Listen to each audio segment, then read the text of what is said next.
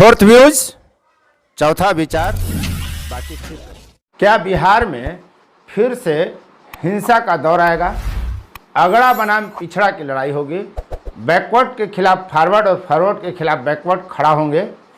यह सवाल आज मौजूद हैं, क्योंकि जब बिहार से बाहर पहली बार राजद दिल्ली में खुला अधिवेशन कर रही है तो उसमें उसके सुप्रीमो राष्ट्रीय अध्यक्ष लालू प्रसाद यादव ने ऐलान किया कि बिहार में मंडल बनाम कमंडल की बहस फिर से शुरू होनी चाहिए। इसकी बजाबता उन्होंने मांग की और भी कई मांग हैं। हम इसी मुद्दे पर बात करते हैं कि क्या होगा, लालू प्रसाद यादव के इस कहे का मतलब क्या है और इसका प्रभाव क्या है, कितनी दूर तक यह बात जाएगी, क्या इस पर अमल करेगी राजद या नहीं करेगी।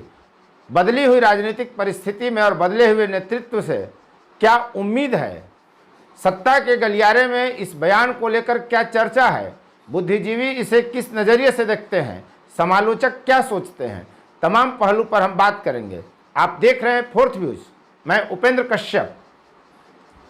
खुले अधिवेशन में दिल्ली में लालू प्रसाद यादव ने मांग की कि मंडल बनाम कमंडल की बहस फिर से शुरू होनी चाहिए। उन्होंने कहा कि भाजपा का या तो विरोध करें या समर्थन करें, दोनों एक साथ नहीं चल सकता।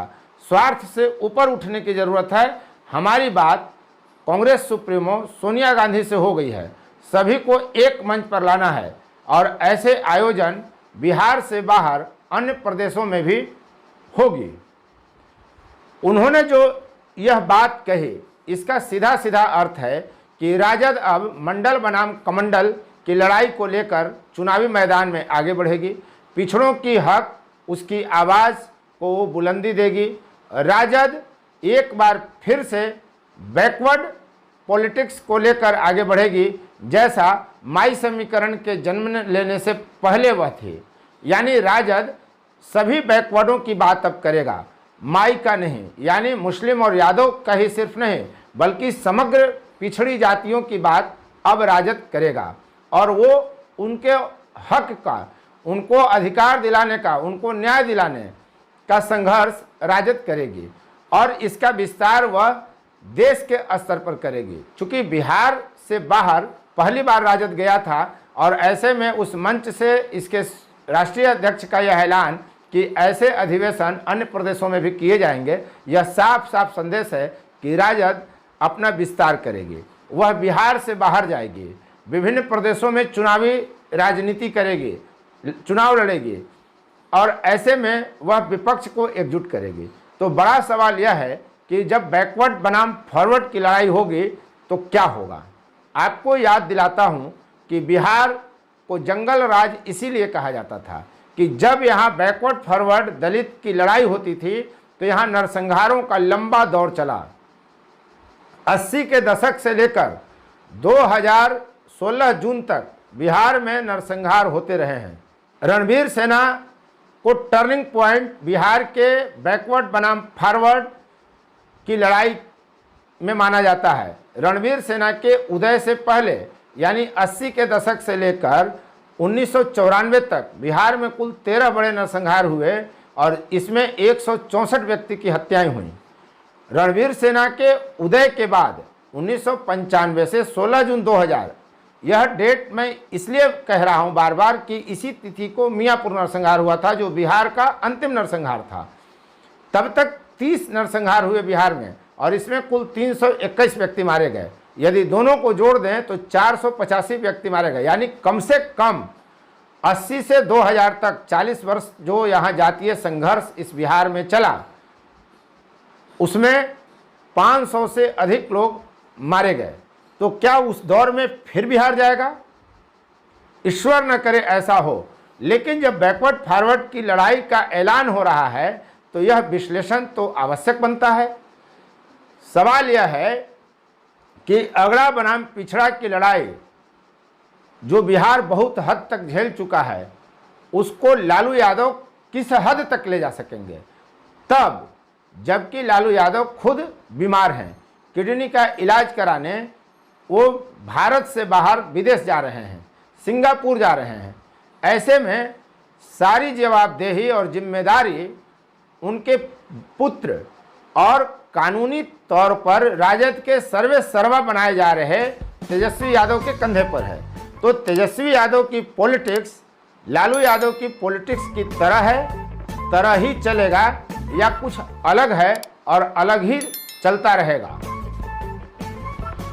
जिस भाषा शैली का राजनीति में समावेश लालू यादव ने किया और जिस अकड़ के साथ, जिस बुलंदी के साथ उन्होंने बैकवर्ड फॉरवर्ड दलित को लेकर अपनी बातें कही, वह तेजस्वी से संभव नहीं दिखता, क्योंकि तेजस्वी यादव अभी तक खुलकर फॉरवर्ड के खिलाफ या किसी जाति विशेष के खिलाफ नहीं बोलते रहे हैं।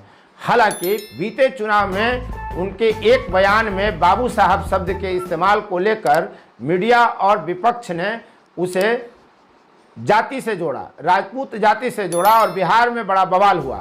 तब भी याद रखिए, उस बवाल के बावजूद विशेषतः राजपूत जातियों ने भाजपा के पक्ष में गोलबंदी नहीं की, बल्कि राजद नेताओं को वोट दिया और बड़े पैमाने पर खासकर शाहबाद और मगध क्षेत्र में देख लें तो राजद की जीत हुई, जिसमें राजपूत बिरादरी के प्रत्याशियों की भी जीत हुई थी। तो अब जो तेजस्वी यादव हैं, राजनीतिक प्रेक्षकों का साफ साफ मानना है कि यदि ये मिलने जुलने लगें, जिस पर ये परहेज करते हैं जिसे लेकर, तो ये सर्वमान्य नेता बिहार में हो जाएंगे और बड़े कद के नेता हो जाएंगे। यानी लालू के बाद जो नीतीश बने, अब नीतीश के बाद बिहार में बड़े कद का नेता बनते दिख रहे हैं तेजस्वी यादव।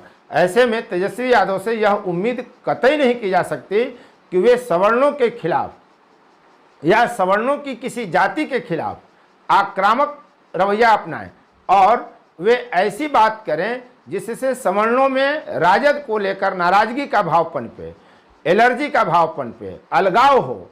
ऐसी भाषा तेजस्वी यादव इस्तेमाल करेंगे, इसकी उम्मीद भाजपा में भी बैठे समालोचक और भाजपा के समर्थक नेता भी नहीं मानते। इसके पीछे वजह यह है कि यह मानकर चला जा रहा है कि राजद समावेशी राजनीति की धारा पर चल रहा है और उसे तेजस्वी यादव आगे लेकर जा रहे हैं। इसलिए तेजस्वी यादव कभी भी अगड़ों के खिलाफ आक्रामक रवैया नहीं अख्तियार करेंगे, आक्रामक बयानबाजी नहीं करेंगे। दूसरी तरफ यदि बैकवर्ड फॉरवर्ड की लड़ाई होगी, नीतीश कुमार भी इसी मोर्चे पर आगे बढ़ रहे हैं। हालांकि वे कभी भी सवर्णों को या किसी भी जाति विशेष को लेकर बयानबाजी नहीं करते, खुलेआम नहीं बोलते। तो यदि अगड़े और पिछड़े की राजनीति होगी तो भाजपा के साथ सटने के लिए, उसकी विचारधारा के साथ चलने के लिए सवर्ण मजबूर होंगे। माना यह जा रहा है कि भाजपा की जो पॉलिटिक्स अभी हो रही है, खासकर बिहार के संदर्भ में, वह नेतृत्वहीन है और दिशाहीन भी है।